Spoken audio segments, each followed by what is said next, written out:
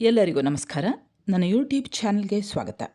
ಆತ್ಮೀಯರೇ ಮತ್ತು ವಿದ್ಯಾರ್ಥಿಗಳೇ, ನಾನು ಉಡುಪಿ ದೊಡ್ಡನಗುಡ್ಡೆಯ ವಾಸಂತಿ ಅಂಬಲ್ಪಾಡಿ.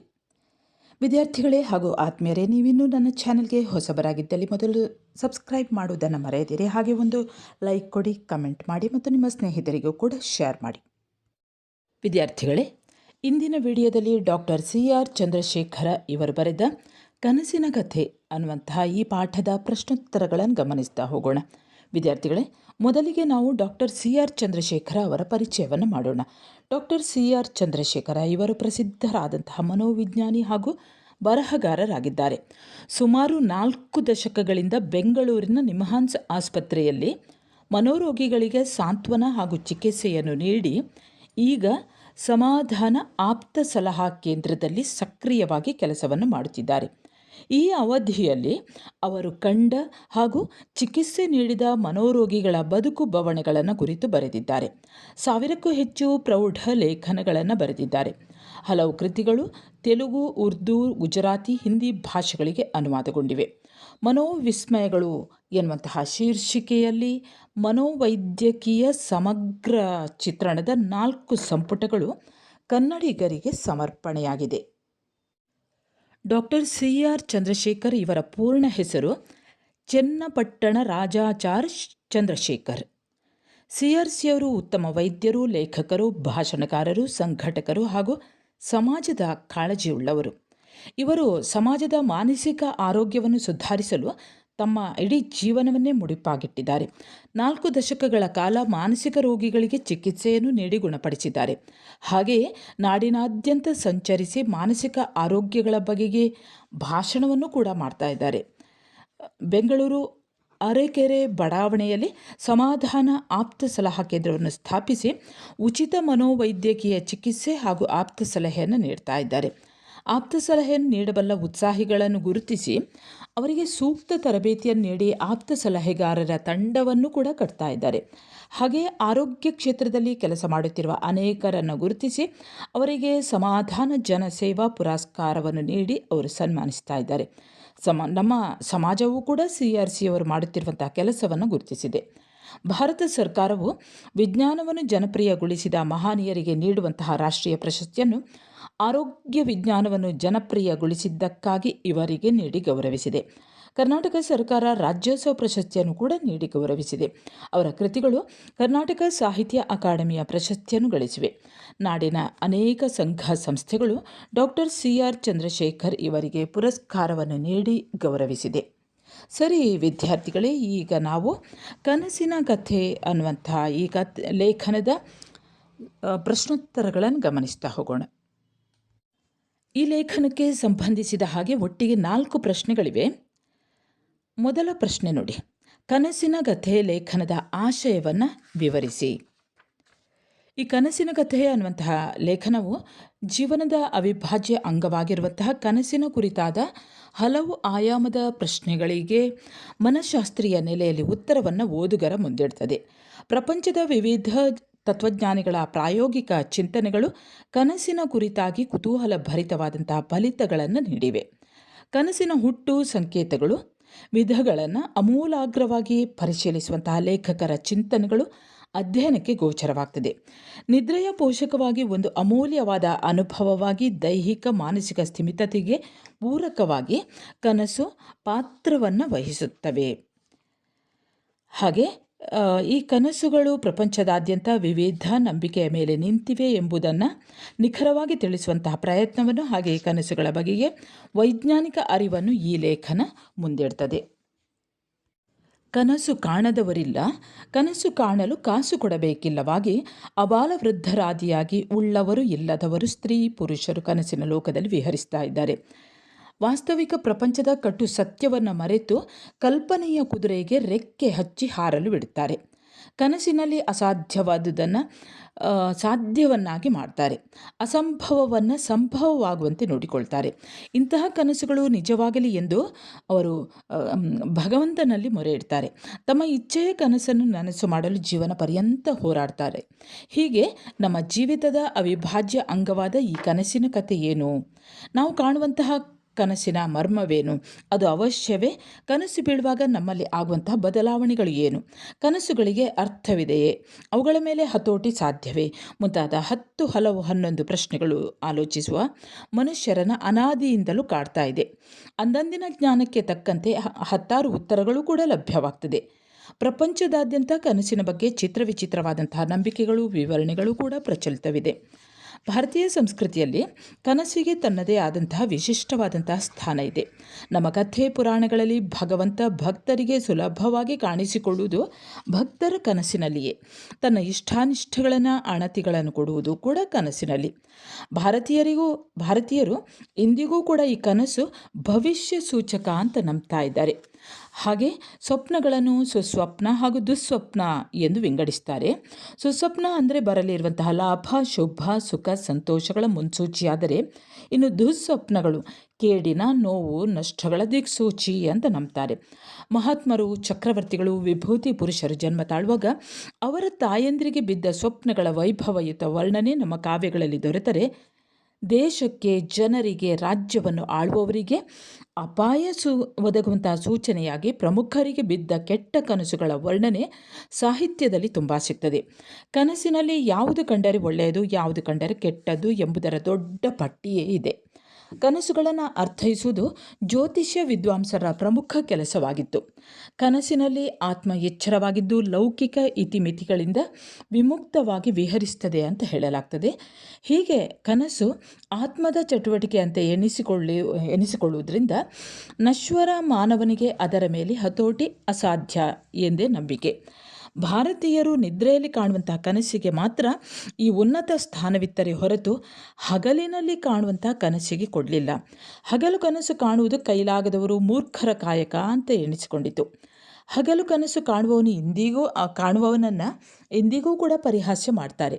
ಹಗಲು ಕನಸು ಕಾಣಬೇಡ ಎಂದು ಹಿರಿಯರು ಕಿರಿಯರಿಗೆ ಬುದ್ಧಿ ಹೇಳುವಂಥದ್ದು ಕೂಡ ವಾಡಿಕೆ. ಇನ್ನು ಪಾಶ್ಚಾತ್ಯ ರಾಷ್ಟ್ರಗಳಲ್ಲಿ ಹಲವು ಶತಮಾನಗಳ ಕಾಲ ಕನಸುಗಳನ್ನು ದೇವರ ಮಾತುಗಳು ಅಂತ ಹೇಳಲಾಗ್ತಾ ಇತ್ತು. ಬೈಬಲ್ನ ಹಳೆ ಮತ್ತು ಹೊಸ ಒಡಂಬಡಿಕೆಗಳಲ್ಲಿ ಕನಸಿನ ಬಗ್ಗೆ ವ್ಯಾಖ್ಯಾನಗಳಿವೆ. ಕನಸಿನಲ್ಲಿ ಆತ್ಮವು ಇಂದ್ರಿಯಗಳ ಬಂಧನದಿಂದ ಬಿಡುಗಡೆ ಹೊಂದಿ ವಿಹರಿಸುವುದು ಎಂದು ತತ್ವಜ್ಞಾನಿಗಳು ನಂಬಿದ್ರು.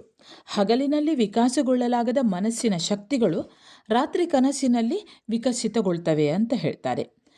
ಟಿಬೆಟ್, ಈಜಿಪ್ಟ್, ಆಫ್ರಿಕಾದ ಜನ ನಿದ್ರೆಯಲ್ಲಿ ಆತ್ಮ ದೇಹವನ್ನು ಬಿಟ್ಟು ಸಂಚಾರ ಹೊರಡುವುದೆಂದು, ಆಗಿನ ಅದರ ಅನುಭವಗಳೇ ಕನಸುಗಳು ಎಂದು ನಂಬಿದ್ದರು. ವಿದ್ಯಾರ್ಥಿಗಳೇ, ಇವಿಷ್ಟು ಕನಸಿನ ಕಥೆ ಲೇಖನದ ಆಶಯ ಅನ್ನೋದಕ್ಕೆ ಇದನ್ನು ಬರೆಯಿರಿ. ಇನ್ನು 2ನೇ ಪ್ರಶ್ನೆ ನೋಡಿ. ಕನಸಿನ ಕುರಿತಂತೆ ಫ್ರಾಯ್ಡ್ ಮತ್ತು ಯುಂಗ್ ಇವರ ಚಿಂತನೆಗಳನ್ನು ಪರಿಶೀಲಿಸಿರಿ. ಮನಃಶಾಸ್ತ್ರಜ್ಞರಾದಂತಹ ಫ್ರಾಯ್ಡ್ ಮತ್ತು ಸಿ.ಜಿ. ಯುಂಗ್ ಇವರು ಕನಸಿನ ಬಗ್ಗೆ ಶಾಸ್ತ್ರೀಯವಾಗಿ ಅಧ್ಯಯನ ಮಾಡ್ತಾರೆ. ಇವರು ಪ್ರಾಮಾಣಿಕ ಹಾಗೂ ವಿದ್ವತ್ಪೂರ್ಣ ವಿವರಣೆಗಳಿಂದ ಕನಸನ್ನು ಅರ್ಥ ಮಾಡಿಕೊಳ್ಳಲು ನೆರವಾದವರು. ಚಿತ್ತಚಂಚಲತೆಯಿಂದ ಬಳಲ್ತಾ ಇದ್ದಂತಹ ಅನೇಕರು ಚಿಕಿತ್ಸೆಗಾಗಿ ಬಂದಾಗ ಸಂದರ್ಶನಗಳಲ್ಲಿ ತಮಗೆ ಬಿದ್ದ ಕನಸುಗಳ ಬಗ್ಗೆ ಹೇಳಿದಾಗ ಅವರು ಕನಸುಗಳಿಗೂ ಮತ್ತು ಅವರನ್ನು ಬಾಧಿಸ್ತಾ ಇದ್ದಂತಹ ಕಾಯಿಲೆಯ ಚಿಹ್ನೆಗಳಿಗೂ ಸಂಬಂಧವಿದ್ದುದನ್ನು ಚಾಣಾಕ್ಷ ಫ್ರಾಯ್ಡ್ ಗಮನಿಸ್ತಾನೆ. ನೂರಾರು ರೋಗಿಗಳ ಸಾವಿರಾರು ಕನಸುಗಳನ್ನು ಆಳವಾಗಿ ಅಧ್ಯಯನ ಮಾಡಿದ ಫ್ರಾಯ್ಡ್ 1902ರಲ್ಲಿ ಇಂಟರ್ಪ್ರಿಟೇಷನ್ ಆಫ್ ಡ್ರೀಮ್ಸ್ ಗ್ರಂಥವನ್ನು ಪ್ರಕಟಿಸಿ ಮನೋವಿಜ್ಞಾನದಲ್ಲಿ ಹೊಸ ಅಧ್ಯಾಯವನ್ನು ಬರೆದ. ಕನಸುಗಳು ನಮ್ಮ ಬಯಕೆಗಳ ಪ್ರತಿಬಿಂಬ. ಸುಪ್ತ ಮನಸ್ಸಿನ ಚಟುವಟಿಕೆಗಳನ್ನು ಅರಿತುಕೊಳ್ಳಲು ಕನಸುಗಳನ್ನು ಅರ್ಥೈಸುವುದೇ ರಾಜಮಾರ್ಗ ಅಂತ ಹೇಳ್ತಾನೆ.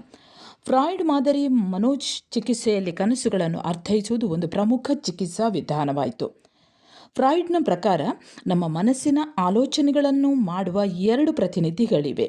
ಮೊದಲನೆಯದು ಮನಸ್ಸಿನ ಸುಪ್ತ ಸ್ಥಿತಿಯಲ್ಲಿದ್ದರೆ, ಎರಡನೆಯದು ಪ್ರಜ್ಞಾಸ್ಥಿತಿಯಲ್ಲಿ ಇರುತ್ತದೆ. ಮೊದಲನೆಯದು ಪ್ರಜ್ಞಾಸ್ಥಿತಿಗೆ ಬರಬೇಕಾದರೆ ಎರಡನೆಯದರ ಮೂಲಕವೇ ಬರಬೇಕು, ಅಂದರೆ ಪ್ರಜ್ಞಾಸ್ಥಿತಿಯ ಮೂಲಕ ಬರುವಂಥದ್ದು. ಹೀಗೆ ಮೊದಲ ಪ್ರತಿನಿಧಿಯಿಂದ ಆಲೋಚನೆಗಳು ಎರಡನೆಯದಕ್ಕೆ ಬರುವಾಗ ವಿಮರ್ಶಕನನ್ನು ಹಾದು ಬರಬೇಕು. ನಮ್ಮ ಪ್ರಜ್ಞಾಸ್ಥಿತಿಗೆ ಪಥ್ಯವಾಗದಂತಹ ಆಲೋಚನೆಗಳನ್ನು ಈ ವಿಮರ್ಶಕ ತಡೆದು ಹಿಂದಕ್ಕೆ ಕಳುಹಿಸಿಬಿಡ್ತದೆ. ಈ ರೀತಿ ವಿಮರ್ಶೆಗೆ ಒಳಗಾದ ಆಲೋಚನೆಗಳು ದಮನ ಸ್ಥಿತಿಯಲ್ಲಿ ಇರುತ್ತವೆ ಎಂದು ಫ್ರಾಯ್ಡ್ನ ನಂಬಿಕೆ. ನಿದ್ರೆಯಲ್ಲಿ ಈ ನಿಯಂತ್ರಣ ಸ್ವಲ್ಪ ಸಡಿಲಗೊಳ್ಳುತ್ತದೆ. ಆಗ ದಮನ ಸ್ಥಿತಿಯಲ್ಲಿ ಆಲೋಚನೆಗಳು ಮೇಲೇರಿ ಪ್ರಜ್ಞಾಸ್ಥಿತಿಗೆ ಬರುತ್ತವೆ.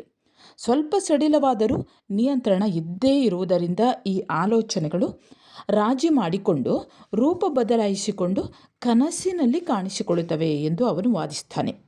ನಿದ್ರೆಯಿಂದ ಎಚ್ಚರವಾಗ್ತಾ ಇದ್ದಂತೆಯೇ ಈ ವಿಮರ್ಶಕ ಜಾಗೃತಿಗೊಂಡು ಮತ್ತೆ ನಿಯಂತ್ರಣ ಬಿಗಿಯುವುದಲ್ಲದೆ ನುಸುಳಿ ಬಂದ ಆಲೋಚನೆಗಳು ಬಹುಪಾಲು ಅಳಿಸಿಬಿಡುತ್ತದೆ. ಈ ಆಲೋಚನೆಗಳನ್ನು ಬಹುಪಾಲು ಅಳಿಸಿಬಿಡುತ್ತದೆ. ಆದ್ದರಿಂದಲೇ ಕನಸಿನ ಹೆಚ್ಚು ಪಾಲು ಮರೆತು ಹೋಗುತ್ತದೆ. ಅಲ್ಲೊಂದು ಇಲ್ಲೊಂದು ಸಣ್ಣ ಎಳೆಗಳು ಮಾತ್ರ ಜ್ಞಾಪಕದಲ್ಲಿ ಉಳಿಯುತ್ತವೆ. ಇನ್ನು ಕನಸಿನಲ್ಲಿ ಬರುವ ವಿಷಯಗಳೆಲ್ಲ ಸುಪ್ತ ಮನಸ್ಸಿನಿಂದ ಬಂದವು ಎಂದು ತಿಳಿದೆವು. ಹಾಗೆಯೇ ಅವೆಲ್ಲ ತಮ್ಮ ನಿಜ ರೂಪದಲ್ಲಿ ಇರದೆ ವೇಷ ಮರೆಸಿಕೊಂಡು ಬರುತ್ತವೆ ಎಂದೂ ಕೂಡ ನಾವು ತಿಳಿದಿದ್ದೇವೆ. ಇದನ್ನೇ ಫ್ರಾಯ್ಡ್ ಸಂಕೇತ ಅಂತ ಕರೀತಾನೆ. ಮನುಷ್ಯರ ಅದುಮಿಟ್ಟ ಹುಟ್ಟಾಸೆಗಳು ಸಾಂಕೇತಿಕವಾಗಿ ಕನಸಿನಲ್ಲಿ ಪ್ರಕಟಗೊಳ್ಳುತ್ತವೆ ಎಂದ. ಅದುಮಿಟ್ಟ ಹುಟ್ಟಾಸೆಗಳು ಮಾನಸಿಕ ಅಸ್ವಸ್ಥತೆಗೆ ಕಾರಣ. ಈ ಹುಟ್ಟಾಸೆಗಳ ಇರುವಿಕೆಯನ್ನು ಅರ್ಥ ಮಾಡಿಕೊಂಡು ಒಪ್ಪಿಕೊಂಡರೆ ಅಸ್ವಸ್ಥತೆ ಕಡಿಮೆಯಾಗುವುದು ಎಂದು ಫ್ರಾಯ್ಡ್ನ ಸಿದ್ಧಾಂತ. ಕನಸಿನಲ್ಲಿ ಅಥವಾ ಇನ್ನೂ ಹಲವು ಬಗೆಗಳಲ್ಲಿ ಪ್ರಕಟವಾಗುವಂಥ ಈ ಸಂಕೇತಗಳನ್ನು ಗುರುತಿಸಿ ಅವುಗಳ ಅರ್ಥವನ್ನು ಹೇಳುವುದೇ ಮನೋಚಿಕಿತ್ಸಕನ ಕೆಲಸ. ಫ್ರಾಯ್ಡ್ನ ಕಾಲದಲ್ಲಿ ಲೈಂಗಿಕ ವಿಷಯಗಳ ಬಗ್ಗೆ ಸಮಾಜದಲ್ಲಿ ಇದ್ದಂತಹ ಕಡು ಮಡಿವಂತಿಕೆಯಿಂದ ಅವನಲ್ಲಿಗೆ ಚಿಕಿತ್ಸೆಗಾಗಿ ಬರ್ತಾ ಇದ್ದಂತಹ ಬಹುಪಾಲು ಮನೋರೋಗಿಗಳು ಲೈಂಗಿಕ ಅತೃಪ್ತಿಯಿಂದ ಬಳಲುತ್ತಿದ್ದದ್ದು ಸಹಜವಾಗಿತ್ತು. ಹೀಗಾಗಿ ಅವರ ಕನಸುಗಳಲ್ಲಿ ಲೈಂಗಿಕ ಬಯಕೆಗಳು ಸಾಂಕೇತಿಕವಾಗಿ ಕಂಡುಬರ್ತಾ ಇದ್ವು. ಇದರಿಂದಾಗಿ ಕಾಮವೇ ಮಾನಸಿಕ ಆರೋಗ್ಯ ಅನಾರೋಗ್ಯಗಳ ಕೀಲಿಕೈ ಅಂತ ಫ್ರಾಯ್ಡ್ ಹೇಳ್ತಾನೆ. ಫ್ರಾಯ್ಡ್ನ ಪ್ರಕಾರ ಕನಸಿನ ಪರಿವಿಡಿಯಲ್ಲಿ ಗೋಚರ ಹಾಗೂ ಅಗೋಚರ ಅಂಶಗಳಿವೆ. ಹಲವು ಸಾರಿ ಅಗೋಚರ ಅಂಶ ಬಹಳ ಅಸ್ಪಷ್ಟವಾಗಿರ್ತದೆ. ಈ ಮೂಲಕ ಅಗೋಚರ ಅಂಶಗಳನ್ನು ಸಂಕೇತಗಳ ಮೂಲಕ ಸನ್ನಿವೇಶಗಳಾಗಿ ರೂಪಿಸಿ ಗೋಚರ ಮಾಡುವಂತಹ ಕ್ರಿಯೆಯನ್ನು ಕನಸಿನ ಕ್ರಿಯೆ ಅಂತ ಕರೀತಾನೆ. ಫ್ರಾಯ್ಡ್ ಕನಸುಗಳು ಭವಿಷ್ಯ ಸೂಚಕವಲ್ಲ ಅಂತ ಹೇಳಿದ್ರು. ಯುಂಗ್ ಅನ್ನುವಂತಹ ಮನಃಶಾಸ್ತ್ರಜ್ಞ ಹೇಳುವ ಪ್ರಕಾರ ಕನಸು ಭವಿಷ್ಯ ಸೂಚಕ ಎನ್ನಲಾಗದಿದ್ದರೂ ನಾವು ಏನಾಗಬೇಕು ಎಂದು ಆಶಿಸುತ್ತೇವೆಯೋ ಅದು ಕನಸಿನಲ್ಲಿ ಆದಂತೆ ಕಾಣಬಹುದು. ನಂತರ ಅದು ವಾಸ್ತವಿಕವಾಗಿಯೂ ನಡೆದು ಬಿಟ್ಟರೆ ಕನಸು ಭವಿಷ್ಯ ಸೂಚಕ ಎಂಬ ಭಾವನೆ ಸಾಧ್ಯವಾಗ್ತದೆ ಅಂತ ಆತ ಹೇಳ್ತಾನೆ. ಅಂದರೆ ಯುಂಗ್ನ ಪ್ರಕಾರ ಕನಸುಗಳು ಭವಿಷ್ಯ ಸೂಚಕ ಕೆಲವೊಮ್ಮೆ ಆಗ್ತದೆ ಅಂತ ಹೇಳಿದೆ. ಅಂದರೆ ನಾವು ಏನು ಆಗಬೇಕಂತ ಆಸೆ ಮಾಡ್ತೇವೋ ಅದು ಕನಸಿನಲ್ಲಿ ಆಗ್ತದೆ. ಕನಸಿನಲ್ಲಿ ಕಂಡದ್ದನ್ನೇ ಕೆಲವೊಮ್ಮೆ ಅದು ವಾಸ್ತವಿಕವಾಗಿಯೂ ನಡೆದು ಬಿಟ್ಟರೆ ಅದು ಕನಸು ಭವಿಷ್ಯ ಸೂಚಕ ಅಂತ ಇಲ್ಲಿ ಯುಂಗ್ ಹೇಳ್ತಾರೆ. ಸರಿ, ಈಗ ಮುಂದಿನ ಪ್ರಶ್ನೆಯನ್ನು ಗಮನಿಸೋಣ. ಈಗ 3ನೇ ಪ್ರಶ್ನೆ ನೋಡಿ.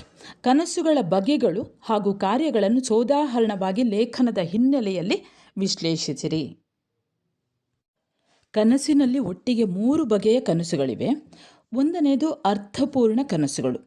ನಮ್ಮ ಜೀವನದ ಪರಿಮಿತಿಯಲ್ಲಿ ಸುಲಭವಾಗಿ ಅರ್ಥ ಮಾಡಿಕೊಳ್ಳಬಹುದಾದಂತಹ ಕನಸುಗಳು. ಇವುಗಳಲ್ಲಿ ಸಂಕೇತಗಳ ಬಳಕೆ ಬಹು ಕಡಿಮೆ. ಉದಾಹರಣೆಗೆ, ನಿರುದ್ಯೋಗಿ ಯುವಕನಿಗೆ ಕನಸಿನಲ್ಲಿ ಒಳ್ಳೆಯ ನೌಕರಿ ದೊರೆತಂತೆ, ಅವಿವಾಹಿತ ಹುಡುಗಿಗೆ ಸ್ಫುರದ್ರೂಪಿ ವರನ ಜೊತೆ ಮದುವೆಯಾದಂತೆ ಇಂತಹ ಕನಸುಗಳು ಬರ್ತವೆ. ಹಾಗೆ ಮಕ್ಕಳಲ್ಲಿ ಈ ರೀತಿಯ ಕನಸುಗಳು ಹೆಚ್ಚು. ಅಂದರೆ ಹಗಲಿನಲ್ಲಿ ಸಿಕ್ಕಿದ ತಿಂಡಿ, ತೀರ್ಥ, ಬೊಂಬೆ, ಆಟ ಸಾಮಾನು, ಕೇಳಿದ ಕಥೆಗಳ ರಾಜಕುಮಾರ, ರಾಕ್ಷಸ, ಭೂತಗಳು ಇವುಗಳೆಲ್ಲ ಕನಸಿನಲ್ಲಿ ಕಾಣಿಸಿಕೊಳ್ತವೆ. ಅಂದರೆ ಅರ್ಥಪೂರ್ಣ ಕನಸುಗಳಲ್ಲಿ. ಇನ್ನು 2ನೇ ವಿಧ ನೋಡಿ, ಅರ್ಥಪೂರ್ಣ ಆದರೆ ತಬ್ಬಿಬ್ಬುಗೊಳಿಸುವ ಕನಸುಗಳು.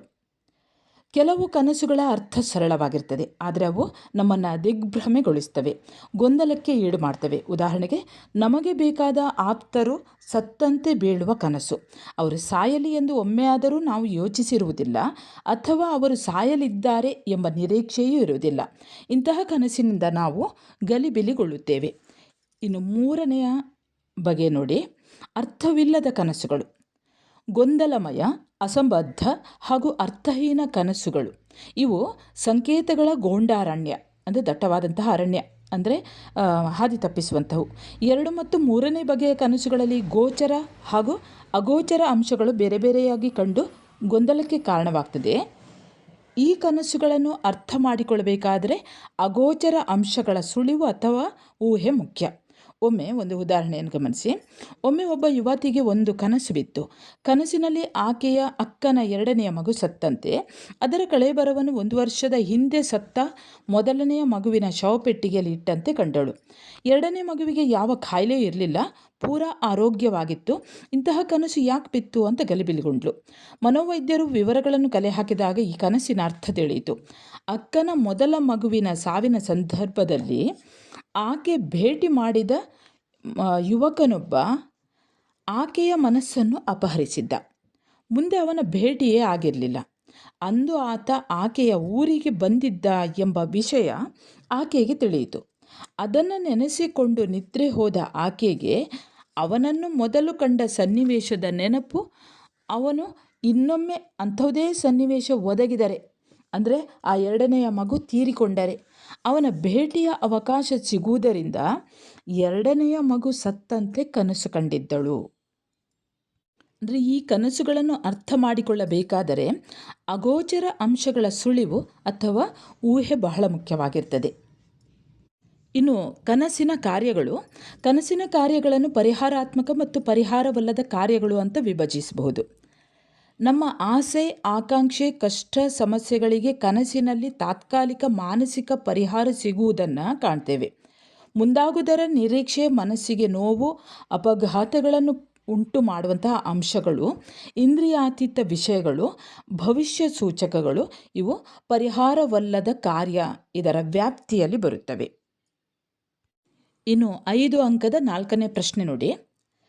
ಕನಸಿನ ಕುರಿತಂತೆ ಜನಪದ ನಂಬಿಕೆಗಳ ಬಗ್ಗೆ ಬರೆಯಿರಿ.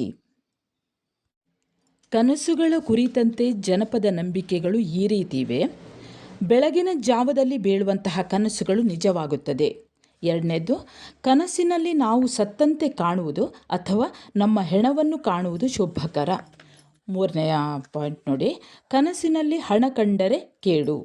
ಸತ್ತವರು ತಮ್ಮ ಪ್ರೀತಿ ಪಾತ್ರರ ಕನಸಿನಲ್ಲಿ ಬರುತ್ತಾರೆ. ತಿಥಿ, ಪೂಜೆ, ಪುನಸ್ಕಾರಗಳಲ್ಲಿ ಏನಾದರೂ ಲೋಪ ವಿಳಂಬವಾದರೆ ಎಚ್ಚರಿಸಲು ಸತ್ತವರು ಕನಸಿನಲ್ಲಿ ಬರುತ್ತಾರೆ.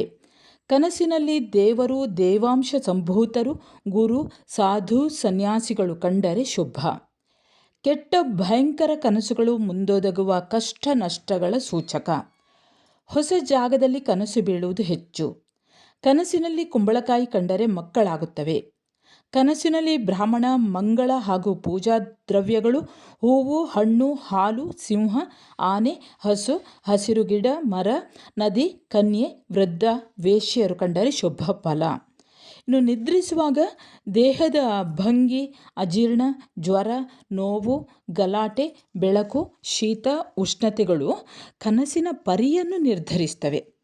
ಅರ್ಥಗಳೇ, ಟಿಪ್ಪಣಿಗೂ ಕೂಡ ಕನಸಿನ ಕಥೆ ಅನ್ನುವಂಥದ್ದನ್ನು ಕೇಳ್ತಾರೆ. ಇದನ್ನು ಸ್ವಲ್ಪ ಸಂಕ್ಷಿಪ್ತವಾಗಿ ಬರೆಯಿರಿ. 1 ಅಂಕದ ಪ್ರಶ್ನೆಗಳು ನೋಡಿ. ಕನಸಿನ ಕಥೆ ಈ ಲೇಖನದ ಲೇಖಕರು ಯಾರು? ಉತ್ತರ ಡಾಕ್ಟರ್ CR ಚಂದ್ರಶೇಖರ್. 2ನೇ ಪ್ರಶ್ನೆ, ಭಾರತೀಯರು ಕನಸನ್ನು ಏನೆಂದು ನಂಬಿದ್ದಾರೆ? ಉತ್ತರ ಭವಿಷ್ಯ ಸೂಚಕ ಎಂದು ನಂಬಿದ್ದಾರೆ. 3ನೇ ಪ್ರಶ್ನೆ, ನಮ್ಮ ಜೀವಿತದ ಅವಿಭಾಜ್ಯ ಅಂಗ ಯಾವುದು? ಉತ್ತರ ಕನಸು. 4ನೇ ಪ್ರಶ್ನೆ, ಭಾರತೀಯ ಸಂಸ್ಕೃತಿಯಲ್ಲಿ ಯಾವುದಕ್ಕೆ ವಿಶಿಷ್ಟ ಸ್ಥಾನವಿದೆ? ಉತ್ತರ ಕನಸಿಗೆ. 5ನೇ ಪ್ರಶ್ನೆ, ಪಾಶ್ಚಾತ್ಯರಲ್ಲಿ ಕನಸನ್ನು ಏನೆಂದು ಹೇಳಲಾಗುತ್ತದೆ? ಉತ್ತರ ದೇವರ ಮಾತುಗಳು. 6ನೇ ಪ್ರಶ್ನೆ, ಕನಸನ್ನು ಶಾಸ್ತ್ರೀಯವಾಗಿ ಅಥವಾ ವೈಜ್ಞಾನಿಕವಾಗಿ ಅಧ್ಯಯನ ಮಾಡಿದ ಪ್ರಮುಖರು ಯಾರು? ಉತ್ತರ ಸಿಗ್ಮಂಡ್ ಫ್ರಾಯ್ಡ್ ಮತ್ತು CG ಯುಂಗ್. 7ನೇ ಪ್ರಶ್ನೆ, ಮನೋವಿಜ್ಞಾನದಲ್ಲಿ ಹೊಸ ಅಧ್ಯಾಯ ಬರೆದವರು ಯಾರು? ಉತ್ತರ ಫ್ರಾಯ್ಡ್. 8ನೇ ಪ್ರಶ್ನೆ, ಫ್ರಾಯ್ಡ್ನ ಮನೋವೈಜ್ಞಾನಿಕ ಗ್ರಂಥ ಯಾವುದು? ಉತ್ತರ ಇಂಟರ್ಪ್ರಿಟೇಷನ್ ಆಫ್ ಡ್ರೀಮ್ಸ್. ಕೊನೆಯ ಪ್ರಶ್ನೆ, ಕನಸಿನ 2 ಕಾರ್ಯಗಳು ಯಾವುವು? ಉತ್ತರ ಪರಿಹಾರಾತ್ಮಕ ಹಾಗೂ ಪರಿಹಾರವಲ್ಲದ ಕಾರ್ಯಗಳು. ಸರಿ ವಿದ್ಯಾರ್ಥಿಗಳೇ, ಇಲ್ಲಿಗೆ CR ಚಂದ್ರಶೇಖರ್ ಇವರು ಬರೆದ ಕನಸಿನ ಕತೆ ಅನ್ನುವಂತಹ ಲೇಖನದ ಪ್ರಶ್ನೋತ್ತರಗಳು ಮುಕ್ತಾಯವಾಗ್ತದೆ. ವಿದ್ಯಾರ್ಥಿಗಳೇ, ನಿಮ್ಮಲ್ಲಿ ಕೆಲವರಿಗಾದರೂ ಈ ಒಂದು ವಿಡಿಯೋ ಉಪಯೋಗವಾಗಲಿ ಅನ್ನುವಂತಹ ಒಂದು ಉದ್ದೇಶದಿಂದ ಈ ವಿಡಿಯೋವನ್ನು ಮಾಡಿದ್ದೇನೆ. ಸರಿ ವಿದ್ಯಾರ್ಥಿಗಳೇ, ಮುಂದೆ ಇನ್ನೊಂದು ಹೊಸ ವಿಷಯದೊಂದಿಗೆ ಮತ್ತೆ ಬರುತ್ತೇನೆ. ಅಲ್ಲಿಯವರೆಗೆ ನಮಸ್ಕಾರ.